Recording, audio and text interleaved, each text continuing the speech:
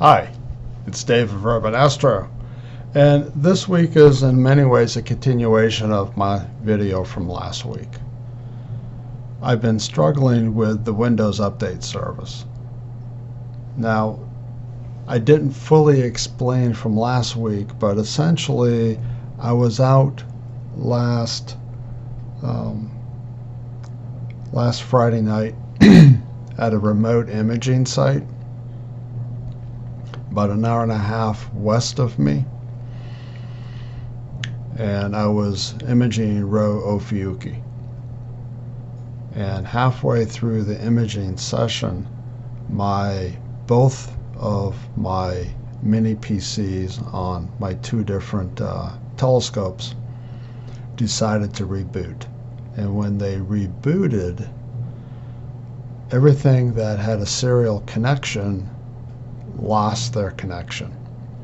When things came back up, essentially what I did not know at the time was that the FTDI driver had basically been overwritten apparently by the Windows Update, and none of the serial devices, which is all my Pegasus Astro stuff and my flat panel and a number of other devices that I have, like my mounts, suddenly nothing could connect.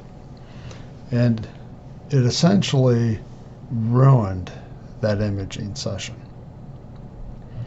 And I came home and I was rather frustrated because it's rare to get good nights where it's still cool enough in the month of May to go out and image. And like today, it's over 100 degrees here in Phoenix, and we've begun the hot season.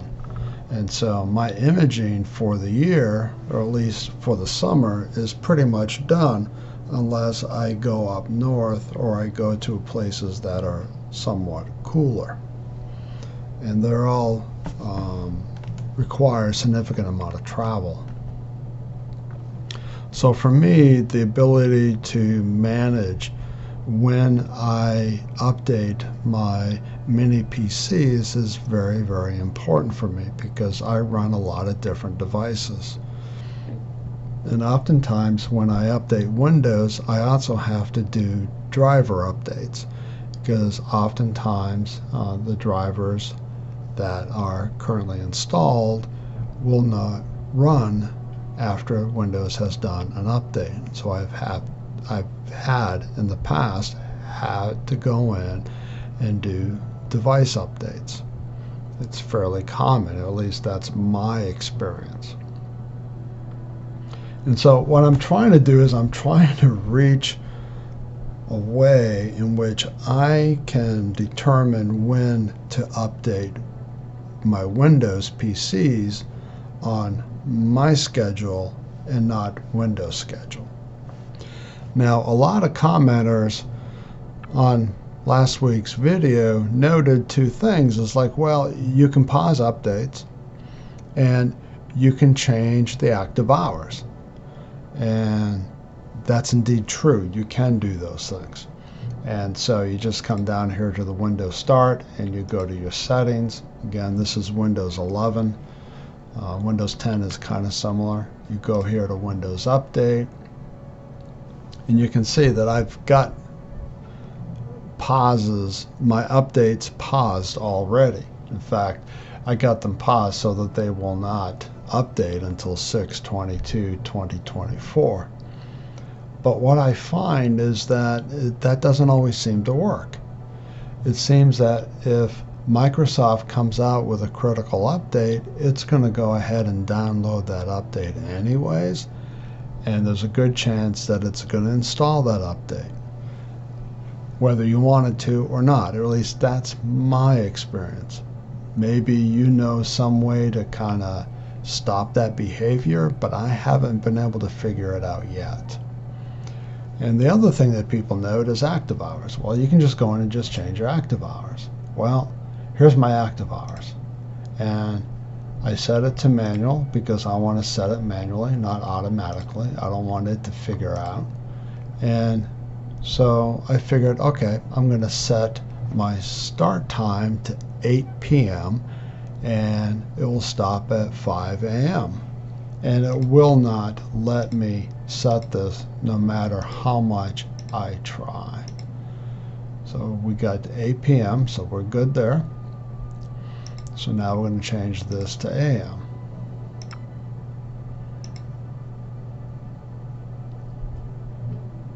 Okay, so now it goes from 5 a.m. to 7 p.m. Still not what I want. That's not my active hours. My active hours are at night. So then it's like, well, okay, so what if I start, I start this, okay, let me go ahead and change this to 7, from 7 till, now it's from 5 a.m. to 7 p.m., and there's just no way to get this thing to work over, yeah. There's just no way to get this thing for nighttime being the active hours. I haven't been able to figure it out yet. So again, I'm going to start this thing at 8 p.m. and I'm going to go to 5 a.m. And what it does is it thinks that I want to go basically from 5 a.m. to 7 p.m. So it takes my start time, makes it my end time, and takes my end time and makes it my start time. So setting the active hours for nighttime imaging, I can't seem to get it to work. I just cannot seem to get it to work. Now, other people have said, well, all you need to do is go in and set up a group policy object, a group policy edit, or group policy rather. And so if I go down here and I search on GP edit and double click on that and open that up, I can create a group policy, and that group policy will enable me to essentially, in one sense, turn off updates. So just go in here to administrative templates, go here to Windows components, and then you're going to scroll down here to Windows Update, and there'll be 4 groups of policies.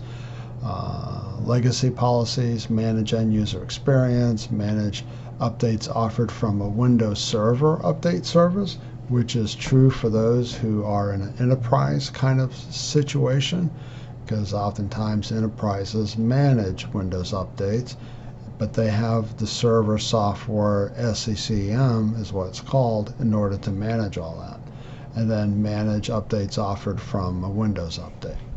So we're going to go in here to manage end user experience, and you see here that I've gone in and I've set this thing up and I've configured it for automatic updates and I've disabled it. And that does a number of different things. It goes into the registry and it sets registry keys.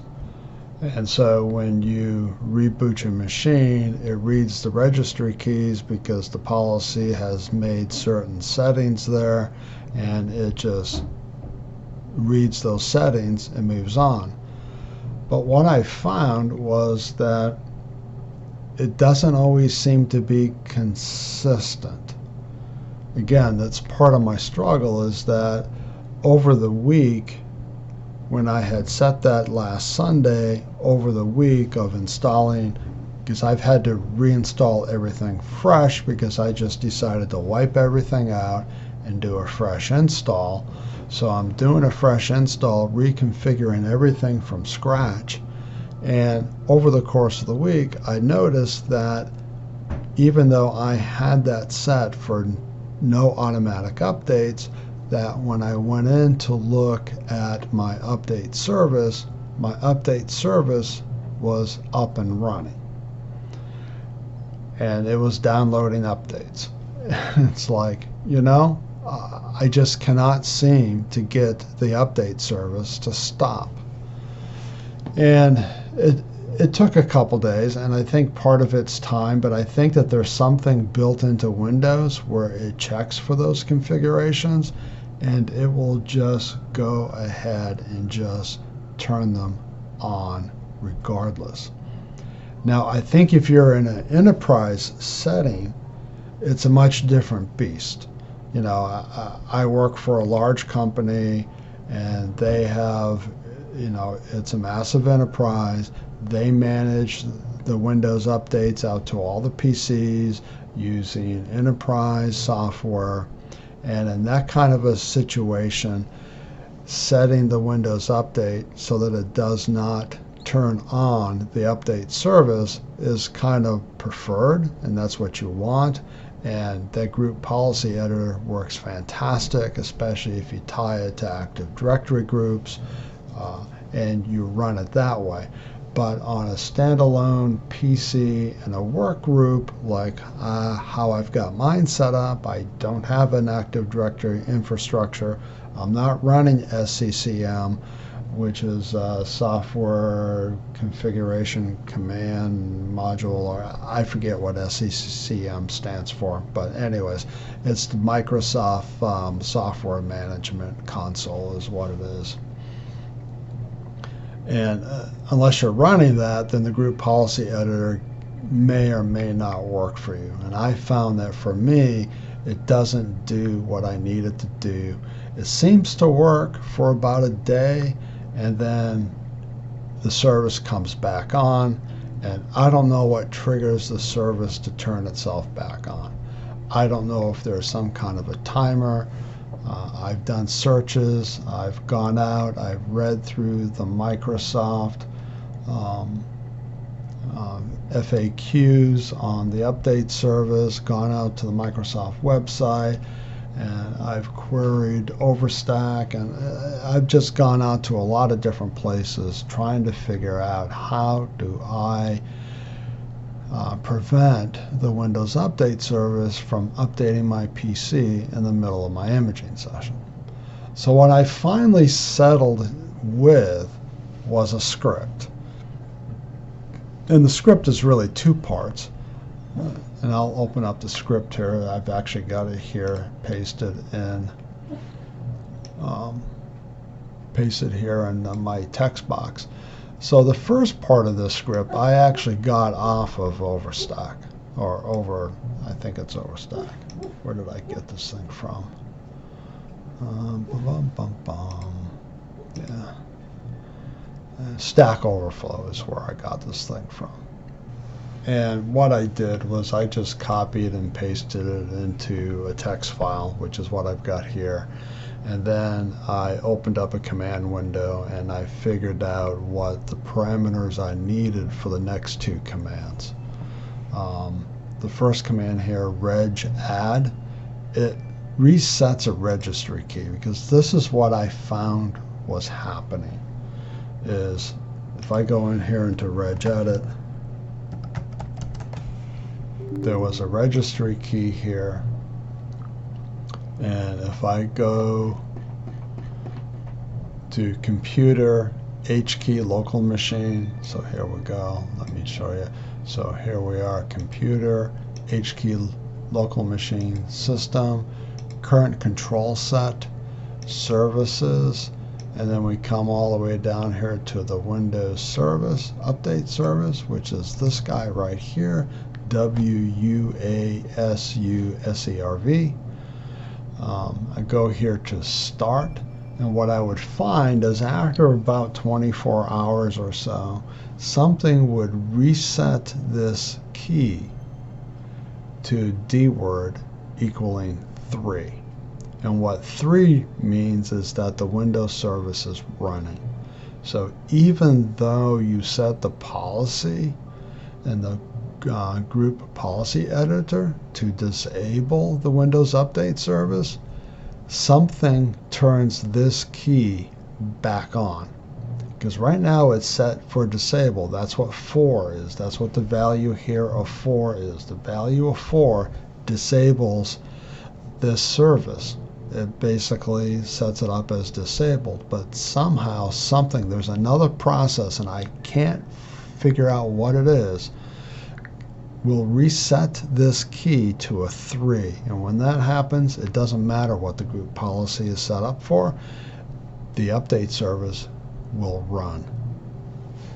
And so that's why I created the script. So what I do here is, what this right here does is for me to be able to change the registry, I have to have elevated permission set. So basically I have to have administrative permission. And that's what this script here that I've got highlighted in blue does, is this script here basically checks to see what permissions that I have, and if I don't have the right elevated permissions, it prompts me for those permissions to say yes, grant elevated permissions.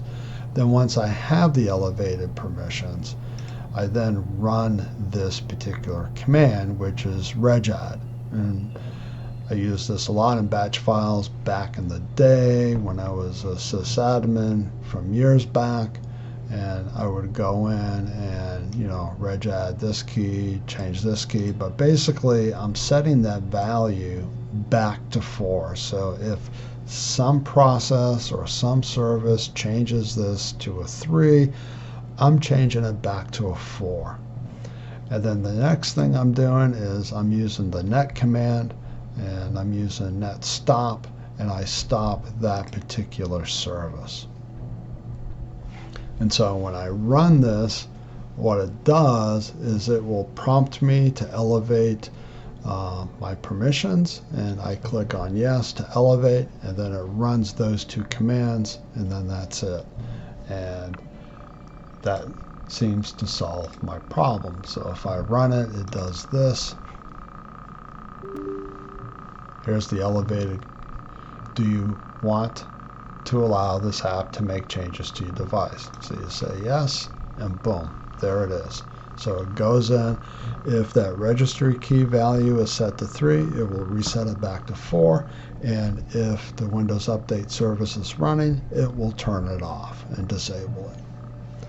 Now, you could just run this script just like I just did on your from your desktop.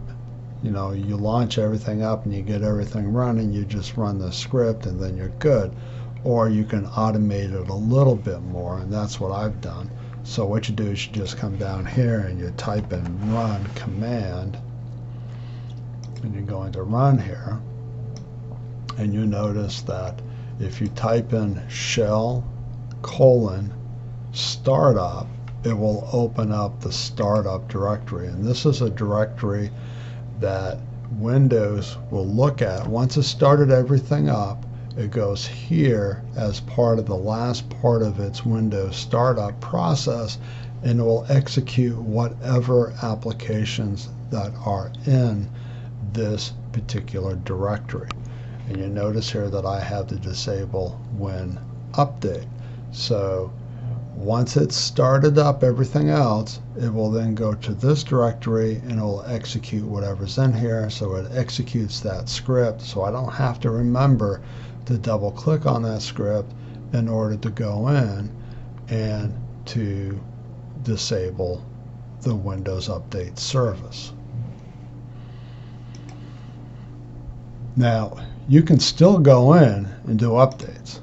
Even though the service is disabled, you can still come in here to your settings. You can still go to Windows Update, and I can click on this button here, Resume Updates, and it will go ahead and it will resume updates. In fact, there are 2 updates that are waiting right now that it's already downloaded before I finally figured this out, that are ready and waiting, but they will not run until I run the Windows Update service, because that's what spawns it to go ahead and do the update. Now, because they're not critical updates, it will wait until 6/22, but as soon as 6/22 happens, as soon as I reach that date, it will go ahead and it will do the update. So by disabling the update service, I don't have to worry about it. Now I can update Windows whenever I want rather than having it update when I don't need it to be updating. And again, it depends on what you're looking for. I want to be able to manage when Windows updates because, you know, getting all these different components to talk to each other through ASCOM and getting all that set up and getting everything to work through Nina is a lot of work. And the last thing you want is to be out imaging, especially if you're away from home and Windows decides that it's going to do an update, and next thing you know, most of your devices are no longer talking to your mini PC. They're unable to connect and nothing can happen. And that's what I am trying to prevent. And this has happened to me 3 times now. Twice was quite recoverable. I was just able to reboot and everything came up. But again, this last time, last weekend out at the remote site, when it just dropped everything and I just couldn't get anything back up, that basically got me to the point where it's like, I'm done with this. I need to figure out a way to disable this service. And again, that may not be your use case, and that's perfectly fine. But if this is your use case and you want to be able to disable the Windows service updates and run it whenever you want, I will take a copy of this script that I have. Let me go ahead and edit a notepad here. I will take a copy of the script and I will include it in my comments, in my description down below. And you can go ahead and copy the script and put it into a text file. Just name it whatever you want to name it. I have it as disable when update, and I save it out as a .bat, so it's a batch file. And you can just double click on it and you can run it, or you can put it into the Windows startup directory. So anyways, if any of this has been helpful, and this has been probably way too long, and I understand and I apologize for that, but if you found any of this to be helpful, please feel free to go ahead and click the like button, make comments.